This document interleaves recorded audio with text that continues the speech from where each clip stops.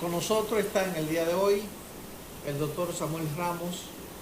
Él es vicepresidente de la Fundación Dominicana de Obesidad y Prevención Cardiovascular. Además, es el coordinador de la Alianza Dominicana Antitabaquismo. Doctores, va a haber muchos temas que tratar que el tiempo no nos va a dar, pero llegaremos hasta donde el control máster no lo diga. Buenos días, doctor. Buenos días, un placer. Gracias. Bienvenido. Gracias por la invitación. Sí. No es casi el mismo tema, pero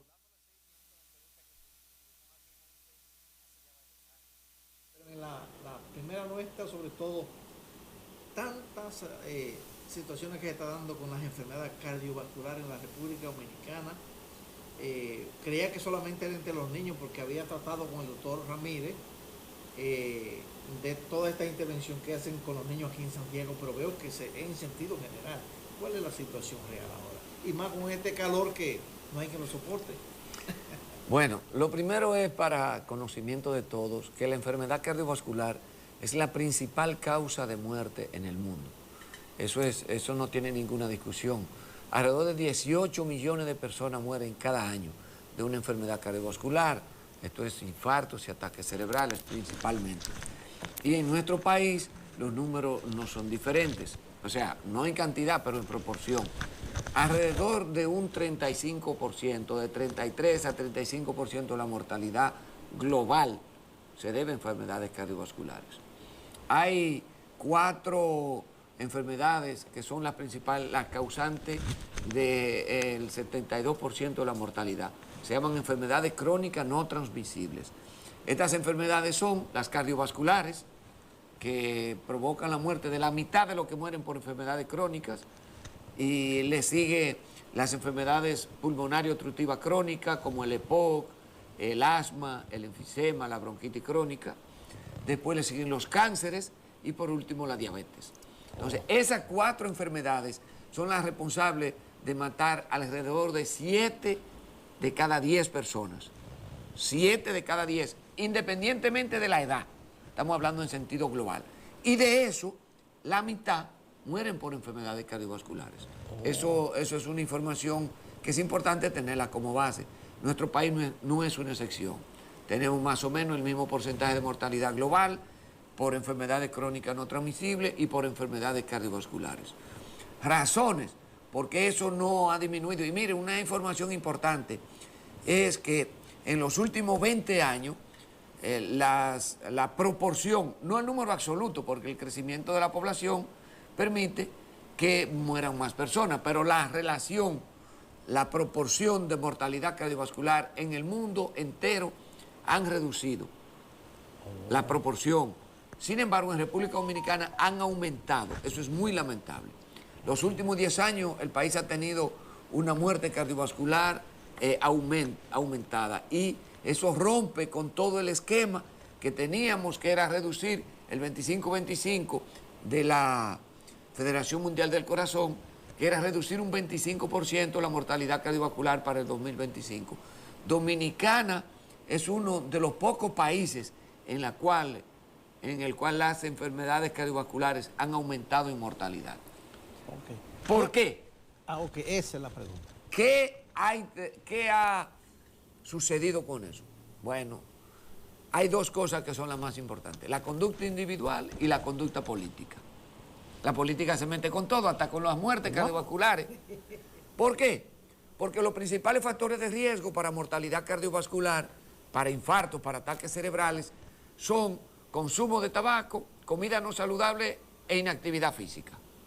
Si nosotros no atacamos esos 3 factores de riesgo, entonces no vamos a poder reducir la mortalidad cardiovascular.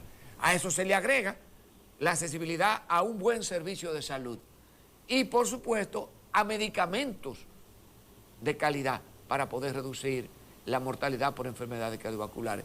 Porque los 3 factores, alimentación no saludable, consumo de tabaco e inactividad física, van a ser responsables del aumento de la presión arterial, del aumento de la diabetes mellitus, del aumento de los problemas de colesterol, del aumento de peso.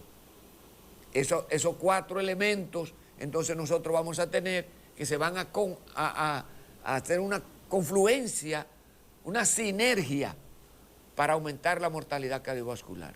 Entonces, la presión es la principal causa de muerte cardiovascular y en la actualidad la principal causa de muerte en el mundo también, la hipertensión. Y en la dieta, ¿cuál es el principal factor de riesgo para hipertensión? La sal. La sal, esa tan valorada y nunca ausente en nuestra mesa, la sal. Le sigue la grasa, responsable del aumento del colesterol y aumento de peso, y después le sigue el azúcar, responsable del aumento de peso y de aumento de la diabetes mellitus. Como usted puede ver, todo eso se va entretejiendo para terminar en una enfermedad, una complicación y una muerte por enfermedad cardiovascular. Entonces, lo que eso significa que nuestro país obviamente ha descuidado la política pública en prevención cardiovascular, que son una política que tenga tendencia a reducir la sal de los alimentos, una política que tenga tendencia a reducir el azúcar en lo que se come todos los días, una política que tenga una clara, digamos, una influencia importante en reducción del consumo de tabaco en la población. Doctor, y no tenemos eso. Doctor, entonces, el sector salud que invierte en diversos renglones debe enfocarse más en este tema porque vemos que la mortalidad es muy alta. Bueno, yo le digo una cosa. Yo acabo de ver un anuncio de cólera ahora mismo en el programa mismo, sí. Y realmente nadie debiera morir de cólera. De eso lo entendemos. Pero nadie debiera morir de otra cosa que también se puede evitar. Y está demostrado que 8 de cada 10 personas que mueren antes de tiempo, porque la gente como quiera se va a morir. Yo creo que nadie está pendiente que va a quedar eterno. Así es. 8 de cada 10 personas que mueren por enfermedades cardiovasculares, 8 de cada 10 se pueden evitar impactando esos 3 factores. Alimentación no saludable, inactividad física y consumo de tabaco. Oiga, nada tiene tanto poder como el controlar esos 3 factores. Oiga bien, 8 de cada 10. 8 de cada 10. Estamos nosotros hablando de números grandes en nuestro país. Si 35% de la población muere de enfermedades cardiovasculares y tenemos mucha mortalidad prematura, porque ya no estamos hablando de 70, 80, 90 años, estamos hablando de personas jóvenes, productivas. Estamos hablando de menos de 60 años, infartos, muertes, ataques cerebrales. Y está demostrado que si nosotros atacamos la alimentación no saludable, la inactividad física y el consumo de tabaco, nosotros vamos a tener un impacto positivo en la mortalidad cardiovascular. Entonces, nosotros vamos a tener una reducción importante. Vuelvo y digo, hay 2 partes que hay que atacar. Primero, políticas públicas. Y en la política pública va la educación. Como acabo de ver el anuncio de cólera, así mismo debiera haber un anuncio para prevención de enfermedades no cardiovasculares o enfermedades no transmisibles. Un anuncio que llame a la población a no consumir productos de tabaco. Pero, lamentablemente, nuestro país, el año pasado, se convirtió en el único país del mundo que tiene una ley que protege el tabaco y que lo declara patrimonio cultural de nuestro país. Y como una osadía del presidente de la República, que es quien introduce el proyecto, y de los legisladores, estimulan el comercio local, cosa que eso nunca se había visto. O sea, anteriormente todo el mundo se daba el lujo de decir que nuestro país era un gran exportador, sí, pero ahora también es un gran consumidor de su propio tabaco. Y esa ley protege, incentiva el comercio local de tabaco. Cosa, vuelvo y le digo, que hasta ese momento no era una realidad. Siempre hablamos de las exportaciones y de todos los dólares que trae el tabaco, pero nunca habíamos visto un instrumento que estimulara la comercialización. Y si estimula la comercialización, ¿qué es lo que está estimulando? El consumo. Porque usted no lo compra para coleccionarlo. Entonces nosotros vamos hacia atrás en prevención cardiovascular y en enfermedad no transmisible. Por lo tanto, lo que veremos en los años siguientes, como lo estamos viendo en enfermedades cardiovasculares, lo veremos también en enfermedades no transmisibles. Un aumento de la mortalidad por las enfermedades relacionadas con el tabaco, que son cánceres, enfermedades cardiovasculares número 1, porque la gente siempre le va a cáncer. El tabaco es la segunda causa de mortalidad cardiovascular, el segundo factor de riesgo. Y la persona muere más de enfermedades cardiovasculares que de cáncer, los fumadores. O los consumidores, porque puede ser que no sea solamente cigarrillo o cigarro, puede ser cualquier producto de tabaco. Entonces, enfermedades cardiovasculares, cánceres, enfermedades pulmonarias obstructivas crónicas, como el EPOC, el enfisema, la bronquitis crónica, eso nosotros lo vamos a ver en crecimiento, y cuando comiencen a llegar las cifras a partir de este estímulo que tiene el actual gobierno al consumo interno de tabaco, porque eso yo quiero que quede claro. Los gobiernos anteriores habían estimulado la producción para exportación, pero este gobierno está directamente comprometido con el consumo interno de productos de tabaco. Doctor, antes que quiero seguir el caso del tabaquismo, usted mencionaba el caso de la política. ¿Por qué? Yo hablo de políticas públicas, okay, porque lo que usted puede ver es que si nosotros no tenemos una política pública para prevención cardiovascular, así le dije, como estamos viendo un anuncio para prevenir la muerte por cólera, sí, que cuánta gente muere por cólera al año en este país. Y sin embargo, ya hay una amenaza de cólera y ya tenemos publicidad. sí. Pero tenemos más de 10.000 muertes por tabaco todos los años y nadie dice nada. Esos muertos no pesan. Más de 10.000 muertes tenemos en nuestro país por consumir tabaco todos los años. Entonces esa muerte no pesan. Ahí no hay papá, ahí no hay hijos que mueren, ahí no hay esposos, ahí no hay trabajadores que mueren. O sea, pareciera como que las enfermedades, depende del tipo de enfermedad, lo popular que sea, lo escandalosa que sea, para nosotros invertir. Debiéramos invertir en política pública para reducir la mortalidad en sentido general y enfoquémonos en enfermedades que son las que están matando más gente. No digo que se descuiden las otras, porque si no se vacunara contra la polio, por ejemplo, todavía tuviéramos polio en el mundo. Si no se hicieran los papá Nicolau, tuviéramos las mujeres muriendo de cáncer. Pero así como se hicieron, el cáncer de cervix se ha detenido a su mínima expresión, se ha controlado, así también podemos trabajar las enfermedades cardiovasculares, controlando esos factores de riesgo. Entonces, eso es lo que es política pública. Motivar a la gente a que vaya a chequearse la presión, el colesterol y el azúcar temprano, que no espere ni estar viejo ni estar enfermo. Todo médico que ve a un paciente debiera, por lo menos una vez al año, hacerle un examen de colesterol, un examen de azúcar. Debiera medirle la presión cada vez que va al médico. Entonces, eso va a encender las alarmas para nosotros enfocar a esa gente. Cuando tú lo pesas, óigame, usted está subiendo de peso, hay que encender una alarma. Entonces, eso tiene que haber una política dirigida a eso. Vuelvo y te digo, felicito a las autoridades por su interés de prevenir una epidemia de cólera. Eso está bien, pero tenemos pandemias silentes. La obesidad es una pandemia silente que está arropando en nuestro país. Según información del Ministerio de Salud, tenemos más de 70% de población por encima de su peso ideal. Entonces, si el mismo Ministerio de Salud sabe que tenemos un problema de obesidad, ¿dónde está la campaña para reducir la obesidad? Doctor Ramos, ligado con el COVID, que lo tenemos todavía, ¿cuál es la situación con esta enfermedad?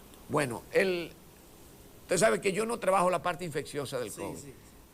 Aquí yo siempre divido el COVID, de la infección por COVID, de la pandemia, del impacto sanitario, sociocultural y político que significa la pandemia del COVID. ¿Por qué? Porque usted puede estar enfermo de COVID ahora mismo y usted puede ya llevar una vida corriente. Quizá le digan quédese un par de días en su casa, tranquilo, pero ya no tenemos ese problema. A lo mejor usted se encuentra gente por ahí con COVID en la ciudad sin ningún inconveniente, porque ya no tenemos ese problema tan serio. Ahora, el entorno que creó la pandemia de COVID ese susto colectivo que nos dio a todos porque no sabíamos lo que iba a pasar, el encierro, la falta de ejercicio, el descuido a veces hasta de ir al médico. Yo tuve muchos pacientes que dejaron de ir a la consulta, pacientes que murieron por no ir a la emergencia. Yo tuve pacientes que murieron de infartos porque creían que se iban a infectar de COVID en la casa, en la clínica, pero murieron del infarto en la casa, lamentablemente. Entonces, todo ese entorno, y esa persona no le dio COVID. No le dio COVID. No le dio COVID, murió de un infarto, que conozco por lo menos uno, murió de un infarto en su casa por miedo a ir a la clínica. Por miedo a ir a la clínica para no infectarse de COVID. Entonces, por eso yo digo, a lo mejor el impacto mayor no fue la propia enfermedad, sino fue la alteración de todo el ecosistema que significaba la salud. Entonces, la gente dejó de hacer ejercicio por miedo a salir a la calle, la gente dejó de ir al médico para no infectarse, la gente gastó mucho dinero en enfermedades y descuidó muchas veces los medicamentos fijos que tenía para enfermedades cardiovasculares. ¿Se automedican también? Se automedican, hay muchísimas cosas que la gente comenzó a usar por sí misma. Entonces, ahora hablemos de eso provoca un estrés. Y vinculándolo con enfermedad cardiovascular, el estrés es un factor de riesgo. El estrés es un factor de riesgo, por lo tanto podíamos tener personas con presión descontrolada por el estrés que le generaba esto, ¿de acuerdo? Personas que podían morir de enfermedades cardiovasculares por esto. Pero la infección del virus del COVID, bueno, otra cosa, los pacientes con enfermedades cardiovasculares eran más propensos a enfermarse de COVID, a complicarse, a llegar a intensivo y a morir. Ese era un grupo de pacientes especial, ¿usted recuerda? Claro. Que lo ponían. ¿Cuáles eran los pacientes de más riesgo? Los cardiovasculares estaban en ese riesgo. Entonces, hay otro detalle. Una vez que tú tienes COVID, también atacaba el sistema cardiovascular. Y ese es un problema, porque el COVID es una enfermedad de acción sistémica. Altera todo el sistema inflamatorio. Es una inflamación sistémica. Ya, recuerda que en principio era prácticamente una neumonía. Era una infección pulmonar. Era así que se creía, una enfermedad respiratoria. Pero después se descubrió que era una enfermedad inflamatoria sistémica, que podía manifestarse de muchas maneras. A mí me dio y nunca me dio gripe siquiera. Ni siquiera me dio gripe. A mí me afectó el sistema digestivo. Me dio una enteritis severa. Por suerte nada más fue una noche. Pero yo no sé si a mí me pasó por arriba. bueno, yo le digo que luego aprendimos que el COVID no solamente afectaba a los pulmones y que también provocaba aumento de la coagulación, por lo tanto había trombosis. Y mucha gente moría por tromboembolismo pulmonar, por COVID. Entonces tenemos que ya no solamente era una infección de los pulmones, sino teníamos un sistema, una inflamación generalizada y un problema de coagulación. Entonces, ahí tenemos dos factores para mortalidad cardiovascular, para infarto, para ataques cerebrales. Inflamación. La inflamación afecta a la placa de colesterol que ya podemos tener. Usted y yo podemos tener una placa de colesterol silente, que la inflamación la altera y la puede fracturar y provocar entonces un coágulo. Y si ya tenemos la coagulación alterada, entonces ya ahí está la bomba de tiempo. Un sistema inflamatorio alterado, una enfermedad proinflamatoria y una enfermedad protrombótica, para enfermedades cardiovasculares es una bomba de tiempo. Porque si estoy inflamado, se me rompe la placa de colesterol. Y si tengo el sistema de coagulación alterado a favor de que se formen trombos, entonces ya era lo que me faltaba para provocar una oclusión aguda de una arteria coronaria. Doctor Ramos, el vape está, bueno, en Estados Unidos está haciendo ya mucho daño. Yo sé que en este país también. ¿Qué recomienda ante esta situación el incremento? Porque ya hay estadísticas que los cigarrillos han descendido de mano, o sea, la venta, porque ya la juventud en su mayoría está consumiendo vape. Bueno, le digo lo siguiente. En primer lugar, tenemos que tener claro que es la misma industria. Es la misma industria. La industria del producto de tabaco es la misma industria que por años y por años ha cambiado su forma de mercadeo. Para que usted se haga una idea, hubo necesidad de hacer la una campaña con un hombre macho para que los hombres fumaran cigarrillos, porque los hombres fumaban cigarros. Cuando salió el cigarrillo, quienes más lo consumían eran las mujeres, porque era muy tosco fumar cigarros. Y si usted ve películas de los años 50, 40, por ahí, se da cuenta que era como el lujo de la mujer fumar cigarrillos. El hombre tenía más tendencia a fumar puro. Pero ¿qué viene entonces? Se lanza el cigarrillo y como el mayor consumidor siempre ha sido el hombre, entonces ¿cómo vamos a hacer que el hombre fume cigarrillo? Poniendo un hombre macho a fumar cigarrillo. ¿Y cuál era ese hombre macho que usted y yo vimos en la televisión por muchos años? Sí. El vaquero. El vaquero. El vaquero. Claro. El hombre comenzaron a tomar personajes del cine, ídolos, hombres prototipos en el cine y lo ponían a fumar. Recientemente se descubrió que Sylvester Stallone tenía un contrato con una compañía tabacalera para aparecer fumando en las películas. A ese nivel actúa la industria del tabaco. Un individuo como Sylvester Stallone fumando, ya usted sabe la influencia que provoca. Claro. Así ha ido migrando. ¿Qué sucede? La juventud lo que quiere es cambio. Entonces tenemos que ingeniárnosla, porque ya no es que no le atrae el tabaco, es que ya en la medida que pasa el tiempo los muchachos quieren otra cosa. Quieren otra, eso es lo que se ve todo el tiempo, la revolución de los jóvenes. Quieren otra cosa, pues vamos a darle otra cosa. ¿Qué le vamos a dar? Bueno, hay que inventarse algo. Comenzaron usando lo primero que había, que era cigarrillos electrónicos. Sí. Eso es viejo. Y de hecho los cigarrillos electrónicos se introdujeron en el mercado para ayudar a la gente a dejar de fumar, cosa que desde el principio se sabía que era un engaño. Porque tú no puedes dejar de fumar consumiendo productos de tabaco. Eso, lamentablemente, la sociedad médica apoyó en inicio eso. Como apoyó la sociedad médica la inclusión del filtro a los cigarrillos, porque creían que poniéndole filtro la gente se enfermaba menos por cigarrillos. Y en ese momento los médicos apoyaron el filtro en los cigarrillos. Luego apoyaron los cigarrillos electrónicos porque creían que le iba a ayudar a dejar de fumar a sus pacientes. Otro engaño de la industria que sabían que no.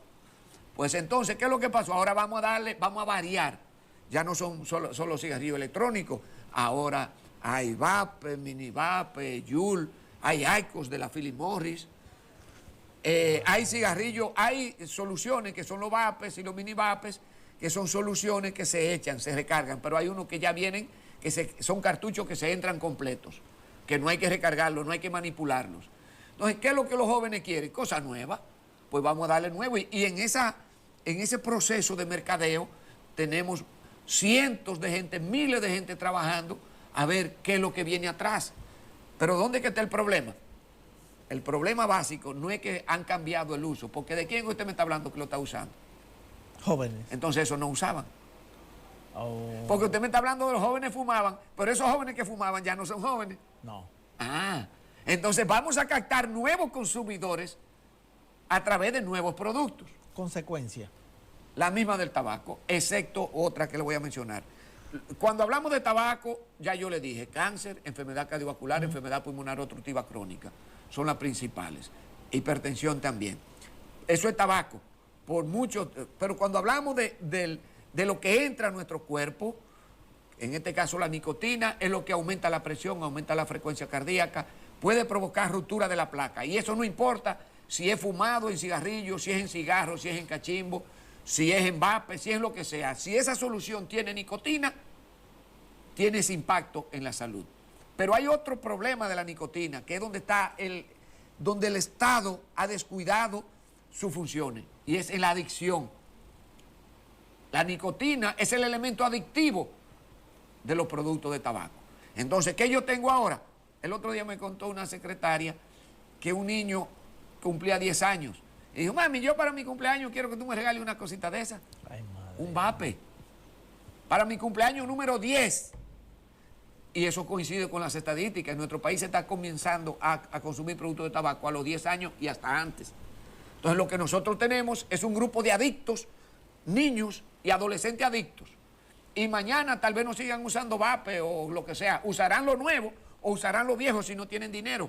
Porque el consumo mixto de productos tradicionales con nuevos productos de tabaco es muy frecuente. Porque si tú no tienes el dinero o se te acabó la solución, lo que tú eres adicto a la nicotina. ¿Y dónde tú tienes nicotina más fácil? Ahí en el colmado. Entonces, eso es lo primero. Después viene, y eso es bueno que usted lo sepa, porque los gringos encontraron algo en la pandemia del COVID. Recuerde que hablamos de la vulnerabilidad. Eran pacientes cardiovasculares, diabéticos, ancianos. Esa era la gente que más peor le iba a COVID. Y comenzaron a morirse jóvenes en Estados Unidos. Pero ¿cómo muchachos sanos se están muriendo del COVID? Y le hicieron autopsias. ¿Qué encontraron?